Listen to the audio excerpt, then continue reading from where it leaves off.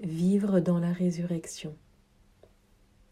Dans les Actes des Apôtres, on lit « Tournez-vous vers Dieu pour que vos péchés soient effacés et qu'ainsi le Seigneur fasse venir le temps du répit. Il enverra alors le Christ qui vous a été destiné, Jésus, celui que le ciel doit garder jusqu'au temps de la restauration universelle. » On est devant un mystère de croissance. Mais qu'est-ce qui a été semé pour que ça pousse enfin? La parole a été semée, le Verbe. La vie spirituelle consiste à laisser pousser en nous ce que Dieu dit. Il s'est enfoui en nous dans sa puissance de Fils comme une semence. Et quelle est sa puissance de Fils?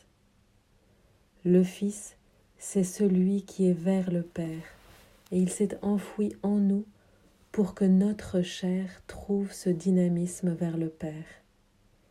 Maintenant, résolument, on n'est plus devant notre faute, on est dans le Christ, on est face au Père, on est envisagé par Dieu. C'est ça la vie de la résurrection.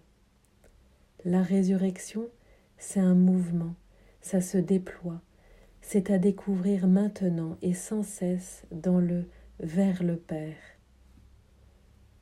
Et quand je suis vers le Père en Jésus, alors je vis au nom de Jésus. Et là, je peux demander ce que je veux pour le royaume et je l'obtiendrai.